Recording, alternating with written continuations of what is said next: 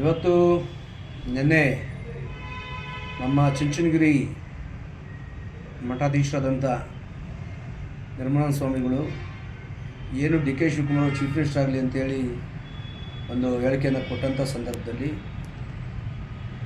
ಬೇರೆ ಸ್ವಾಮೀಜಿಗಳು ಮತ್ತು ಬೇರೆ ಸಮಾಜದ ಜನಗಳು ಅದನ್ನು ವಿರೋಧ ವ್ಯಕ್ತಪಡಿಸ್ತಿದ್ದಾರೆ. ಈಗ ಯಾರಿಗೇ ಆದರೂ ಯಾವುದೇ ಸ್ವಾಮೀಜಿಗಳಿಗೆ ಯಾವುದೇ ಸಮಾಜದ ಸ್ವಾಮೀಜಿಗಳಿಗೆ ಅವ್ರ ಸಮಾಜನೇ ಅವರಿಗೆ ಮುಖ್ಯ.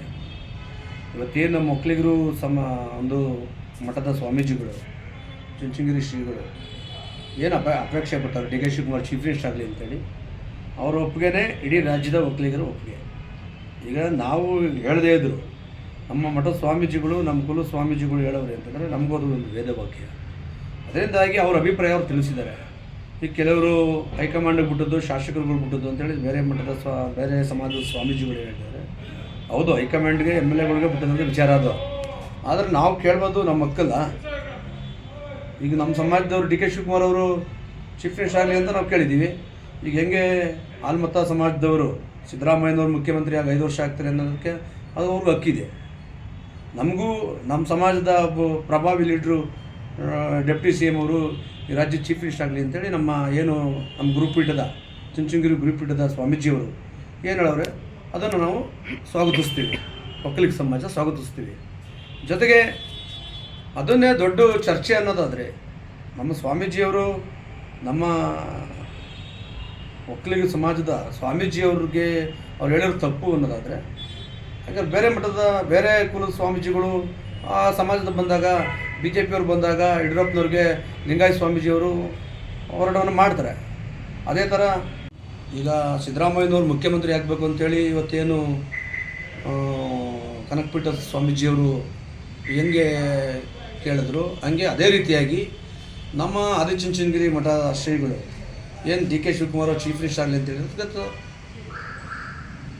100ಕ್ಕೆ 1000% ಸತ್ಯವಾಗಿ ಮಾತಾಡಿದ್ದಾರೆ.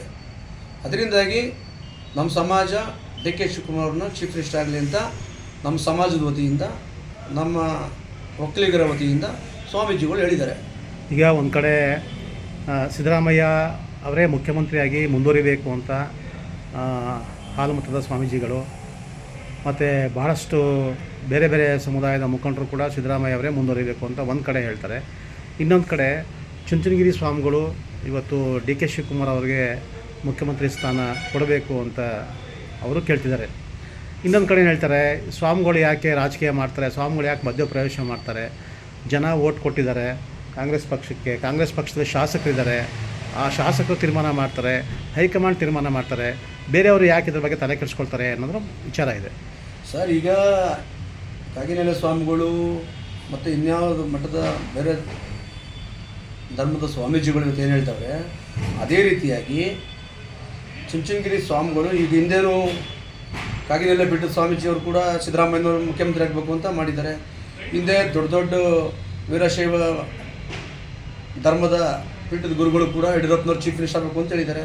ಅದೇ ರೀತಿಯಾಗಿ ಒಕ್ಕಲಿಗ ಸಮಾಜದಲ್ಲಿ ನಮ್ಮ ಒಕ್ಕಲಿಗ ಸಮಾಜದ ಒಂದು ದೊಡ್ಡ ದೈತ್ಯವಾದಂಥ ಒಂದು ದೊಡ್ಡ ಶಕ್ತಿ ನಮ್ಮ ಚುಂಚನಗಿರಿ ಮಠದ ಸ್ವಾಮೀಜಿಯವರು ಡಿ ಕೆ ಶಿವಕುಮಾರ್ ಪರ ಬ್ಯಾಟ್ ಬೀಸಿರೋ ತಪ್ಪೇನೈತೆ. ಶಾಸಕರುಗಳು ಹೈಕಮಾಂಡ್ ತೀರ್ಮಾನ ಮಾಡ್ಬೋದು, ಸ್ವಾಮೀಜಿಗಳು ತೀರ್ಮಾನ ಮಾಡೋಕ್ಕಾಗೋದಿಲ್ಲ. ಇಲ್ಲಿ ಅವರವ್ರ ಅಭಿಪ್ರಾಯ ತಿಳಿಸೋಕ್ಕೆ ಏನು ತಪ್ಪೇನಿಲ್ಲ.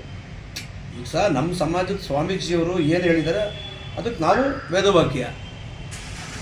ಈಗೇನು ಕಾಗಿನೆಲೆ ಪೀಠದ ಸ್ವಾಮೀಜಿಯವರು ಸಿದ್ದರಾಮಯ್ಯನವರೇ ಮುಂದುವರಿಬೇಕು ಅಂತ ಹೇಳೋಕ್ಕೆ ಅವ್ರಿಗೆ ಹಕ್ಕಿದೆಯಲ್ಲ, ಅದೇ ರೀತಿ ನಮ್ಮ ಒಕ್ಕಲಿಗ ಮಠದ ಸ್ವಾಮೀಜಿಯವರು D K Shivakumar chief minister ಆಗಬೇಕು ಅನ್ನೋದು ಅವ್ರ ಅಭಿಪ್ರಾಯ ಅವ್ರು ತಿಳಿಸಿದ್ದಾರೆ.